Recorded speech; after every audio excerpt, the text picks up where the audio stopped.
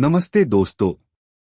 स्वागत है आपका हमारे आज के इस खास एपिसोड में, जहां हम एक ऐसी किताब के बारे में बात करने जा रहे हैं जो न सिर्फ मैनेजर्स के लिए बल्कि हर उस इंसान के लिए जरूरी है जो लोगों के साथ काम करता है। आज हम जिस किताब की चर्चा करेंगे उसका नाम है थे 24 कैरेट मैनेजर, जिसे लिखा है एड्रियन गोस्टिक और चेस्टर एल्टन ने। दोस्तों, क्या आपने कभी सोचा है कि आखिर वो कौन सी चीज है जो एक एम्प्लॉय को सुबह बिस्तर से उठकर पूरे जोश के साथ काम पर जाने के लिए मजबूर करती है? क्या वो सिर्फ पैसा है? क्या वो सिर्फ सैलरी है? अगर आपका जवाब हाँ है, तो आज का ये एपिसोड आपकी सोच बदल सकता है। आज हम एक कहानी सुनेंगे, एक ऐसी कहानी जो हमें मैनेजमेंट के सबसे गहरे रहस्य सिखाएगी। ये कहानी है कैप्टन वेक्स की। कैप्टन वेक्स, जिन्होंने अपनी जिंदगी के 20 साल कड़ी मेहनत करके बिताए और अंत में उन्हें प्रमोशन मिला। वो एक स्टेशन कमांडर बन गए। सोचिए, 20 साल की मेहनत के बाद जब आपको प्रमोशन मिला तो आप कितना खुश होंगे। कैप्टन वेक्स भी खुश थे, लेकिन उनकी ये खुशी ज्यादा देर तक टिक नहीं पाई, क्योंकि उन्हें किसी शानदार जगह पर नहीं भेजा गया, बल्कि उन्हें भेजा गया एक ऐसी जगह जिसका नाम था परगेटरी। असल में ये एस्टेरॉयड नंबर 3 था, लेकिन वहां के हालात इतने खराब थे कि लोग यूज परगेटरी यानी नार्क कहते थे। ये एक ऐसी जगह थी जो धूल से भरी हुई थी, जहां कोई उम्मीद नहीं थी, जहां लोग बस दिन काट रहे थे। वेक्स के कमांडर ने उन्हें वहां भेजते हुए साफ कह दिया था कि वहां से कोई उम्मीद मत रखना, क्योंकि उनसे पहले कई मैनेजर्स वहां गए और फेल होकर वापस आ गए। दोस्तों, जरा वेक्स की हालत के बारे में सोचिए। वो वहां पहुंचते हैं और देखते हैं कि हर तरफ धूल ही धूल है। वहां कॉकरोच इतने बड़े हैं कि वो वॉल्क्सवैगन कार से भी बड़े दिखते हैं। वहां के लोग, जिनमें लेफ्टिनेंट कॉन्स्टेंस अटवर्क और लेफ्टिनेंट मैल्कम टेंट शामिल थे, वो बस अपना काम निपेटे तक बिना किसी जोश के। वहां सैलरी सबसे ज्यादा मिलती थी, फैसिलिटीज भी अच्छी थी, लेकिन फिर भी कोई वहां खुश नहीं था। यही वो पॉइंट है जहां हमें रुककर सोचना चाहिए। अक्सर कंपनीज सोचती है कि अगर हम सैलरी बढ़ा देंगे तो एम्प्लॉयज खुश हो जाएंगे। लेकिन एस्टेरॉयड नंबर 3 पर सैलरी बहुत थी, फिर भी लोग निराश थे। तो कमी कहाँ थी? वेक्स अपने नए ऑफिस में बैठे थे, धूल से भरी टेबल पर। उन्होंने दराज खोली तो उन्हें वहां कुछ पुराने लाइफेफ माए अनलाइफन पार धूल जामी थी। जब वेक्स ने उन्हें साफ किया तो पता चला कि उनमें गजर यानी कैरेट के बीज थे। हाँ दोस्तों, गजर के बीज। उस बंजर धूल भरे एस्टेरॉयड पर, जहां आज तक कुछ नहीं उगा था, वेक्स के दिमाग में एक ख्याल आया। क्यों ना इन बीजों को बोया जाए?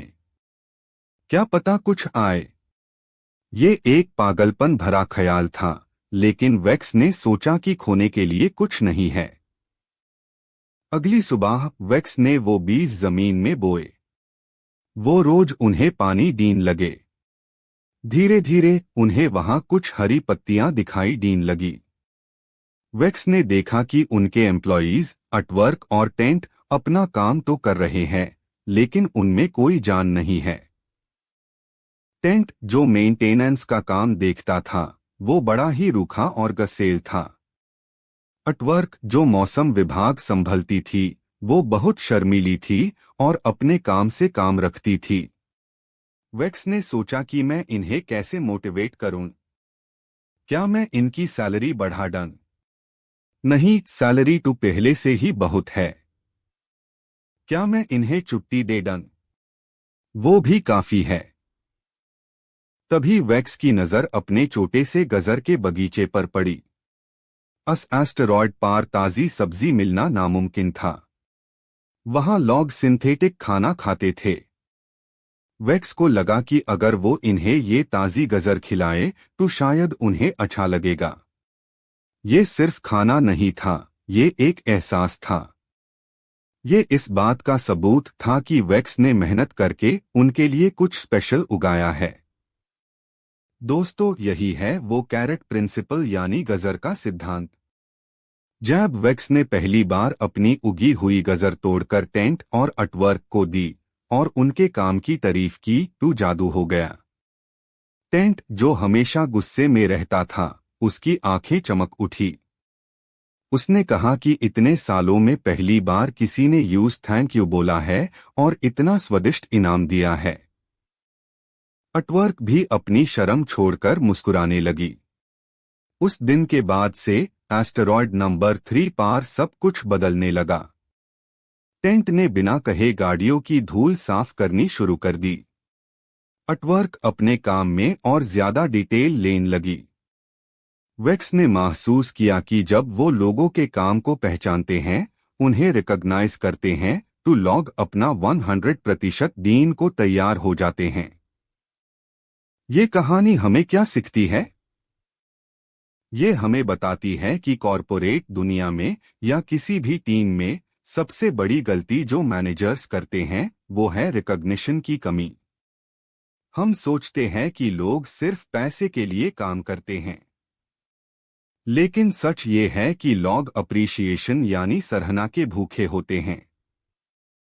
एड्रियन गोस्टिक और चेस्टर एल्टन अपनी इस किताब में कहते हैं कि रिकॉग्निशन वो मिसिंग लिंक है जो एक अच्छी कंपनी को एक महान कंपनी बनाता है।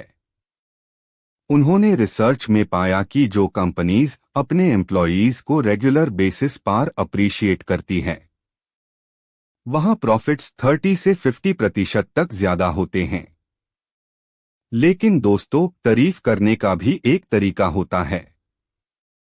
ऐसा नहीं है कि आप बस हवा में गुड जॉब बोल दें और सोचे काम हो गया। वेक्स ने जब गजर दी थी तो उन्होंने ये भी बताया था कि वो गजर क्यों दे रहे हैं। उन्होंने टेंट को बताया कि उसने कैसे गाड़ी साफ करके सबका दिन अच्छा बनाया। उन्होंने आर्टवर्क को बताया कि उसकी रिपोर्ट्स कितनी एक्यूरेट है। इसलिए ऑथर्स ने एक फॉर्मूला दिया है जिसे वो सीआईए कहते हैं। सीआईए नहीं, ये कोई खुफिया एजेंसी नहीं है। इसका मतलब है सी से कंपनी, आई से इंडिविजुअल और ए से अवार्ड। आइए इसे विस्तार में समझते हैं। सी यानी कंपनी, जब आप किसी की तारीफ करें तो यूज कंपनी के गोल्स से जोड़े। बताएं कि उनका काम कंपनी के लिए क्यों जरूरी है। आई यानी इंडिविजुअल, हर इंसान अलग होता है। जैसे वेक्स ने समझा कि टेंट को सबके सामने तारीफ पसंद है, लेकिन आर्टवर्क शर्मीली है तो उसे अकेले में तारीफ पसंद आएगी। आपको अपने एम्प्लॉय के नेचर के हिसाब से तारीफ करनी चाहिए। और ए यानी अवार्ड, इनाम ऐसा होना चाहिए जो उन्हें पसंद आए। जरूरी नहीं कि वो बहुत महंगा हो, लेकिन वो थॉटफुल होना चाहिए। जैसे एस्टेरॉयड पार ताजी गजर से बड़ा कोई इनाम नहीं था। किताब में एक बहुत दिलचस्प किस्सा है जो बताता है कि गलत इनाम कैसे नुकसान पहुंचा सकता है। एक बार एक कंपनी ने अपने एम्प्लॉयीज को बहुत मेहनत करवाई। जब प्रोजेक्ट सफल हो गया तो सेलिब्रेशन के लिए सबको बुलाया गया। सब बहुत एक्साइटेड थे। फिर मैनेजर ने पर्दा हत्या और इनाम दिखाया। आप जानते हैं इनाम क्या था? प्लास्टिक के कप। हाँ, प्लास्टिक के कप। वहां सन्नाटा छा गया। लोग अपमानित महसूस करने लगे। इतनी मेहनत के बाद प्लास्टिक का कप? इसे तो अच्छा था कि कुछ ना दिया जाता। इसलिए ऑथर्स कहते हैं कि इनाम ऐसा हो जो वैल्यू दिखाए। एक और कहानी है जहां एक बॉस ने अपने एम्प्लॉय को, जो बहुत अच्छा काम कर रहा था, एक महंगी घड़ी गिफ्ट की। लेकिन गिफ्ट करने से पहले उसने उस एम्प्लॉय की पत्नी से बात की और पूछा कि उसे क्या पसंद है। पत्नी ने बताया कि वो हमेशा से एक ब्रेटलिंग घड़ी चाहता था। जब बॉस ने वो घड़ी दी तो एम्प्लॉई की आंखों में आंसू आ गए। वो घड़ी सिर्फ एक वास्तु नहीं थी, वो इस बात का सबूत थी कि उसका बॉस उसकी परवाह करता है। ये होता है सही कैरेट का चुनाव। अब आप सोचेंगे कि मेरे पास तो वैक्स की तरह गजर का खेत नहीं है, मैं क्या डन। दोस्तों, कैरेट कुछ भी हो सकता है।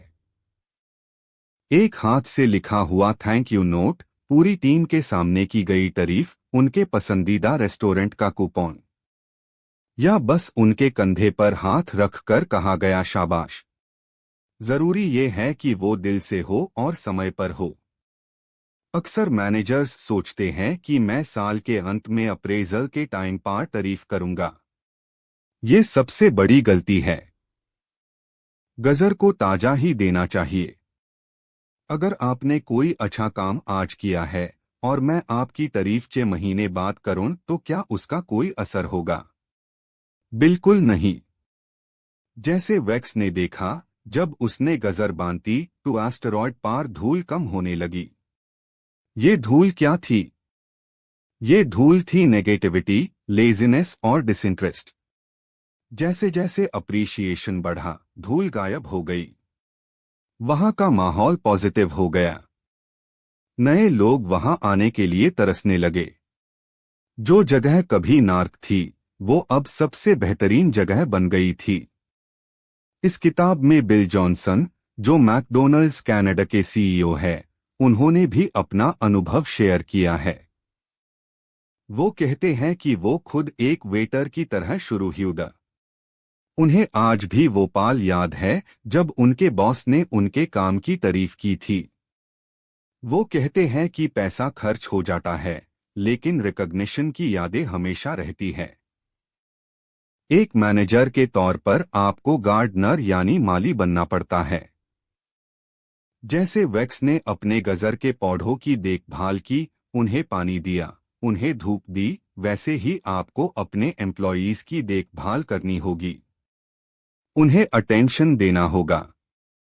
उनकी छोटी छोटी जीत का जश्न मनना होगा। कई बार मैनेजर्स डरते हैं कि अगर मैं किसी एक की तारीफ करूंगा तो बाकी लोग जलेंगे। लेकिन ऑथर्स कहते हैं कि ये डर बेकार है। अगर आपका सिस्टम फेयर है और आप सच्चाई से तारीफ करते हैं तो बाकी लोग जलेंगे नहीं, बल्कि वो भी इंस्पायर होंगे कि अगली बार उन्हें भी वो गजर मिले। एक और इम्पोर्टेंट बात जो इस किताब में है वो है ट्रस्ट यानी भरोसा। जब आप अपने एम्प्लॉयीज की तारीफ करते हैं तो आप उनके अंदर भरोसा पैदा करते हैं। उन्हें लगता है कि उनका लीडर उन्हें देख रहा है, उनकी मेहनत को समझ रहा है। जब एम्प्लॉयीज को लगता है कि उनका ध्यान रखा जा रहा है तो वो कस्टमर का ध्यान रखते हैं। और जब कस्टमर खुश होता है तो बिजनेस अपने आप बढ़ता है। ये एक साइकिल है। तो दोस्तों, सवाल ये है कि आप शुरुआत कैसे करें? सबसे पहले ऑब्जर्व करना शुरू करें। अपने कैबिन से बाहर निकले। देखें कि कौन क्या अच्छा कर रहा है। हो सकता है कोई रिसेप्शनिस्ट बहुत पोलाइटली फोन उठा रही हो सकता है कोई सेल्स वाला बंदा एक्स्ट्रा एफर्ट डाल रहा हो। उन्हें वही रोकिए और कहिए, मैंने देखा तुमने क्या किया, बहुत बढ़िया। दूसरा, अपने एम्प्लॉयीज को जानिए। पता करिए कि उन्हें क्या पसंद है। किसी को मूवी टिकट्स पसंद हो सकती है, किसी को किताबें, ताकि जब आप उन्हें इनाम दे तो वो उनके दिल को चुजाएं। तीसरा, थैंक यू बोलने की आदत डाले। हाथ से लिखे हुए नोट्स का बहुत बड़ा असर होता है। आज के डिजिटल जमाने में एक 110 नोट किसी खजाने से कम नहीं होता। एंड में द 24 कैरेट मैनेजर हमें यही सिखाती है कि लीडरशिप का मतलब सिर्फ ऑर्डर देना नहीं है। लीडरशिप का मतलब है लोगों के अंदर छुपे हुए पोटेंशियल को बाहर लाना। और उसका सबसे असरदार तरीका है प्रेस और रिकॉग्निशन। कैप्टन वेक्स ने एक बंजर एस्टेरॉयड को बादल दिया, सिर्फ गजर और तारीफ की मदद से। आपके पास तो उससे कहीं बेहतर रिसोर्सेस है। आप अपनी टीम को, अपने ऑफिस को, अपनी कंपनी को बादल सकते हैं। बस जरूरत है थोड़ी सी गजर की। तो जाइए और आज ही किसी की तारीफ कीजिए, किसी के काम को सराहिए। देखिए कैसे माहौल बदलता है। क्योंकि याद रखिए, लोग उनके लिए काम करना पसंद करते हैं जो उन्हें महत्वपूर्ण महसूस कराते हैं। इस पॉडकास्ट को सुनने के लिए आपका बहुत बहुत धन्यवाद। उम्मीद है आप भी अपने वर्क प्लेस पर एक 24 कैरेट मैनेजर बनेंगे। मिलते हैं अगले एपिसोड में एक नई सोच और नई किताब के साथ। तब तक के लिए नमस्ते।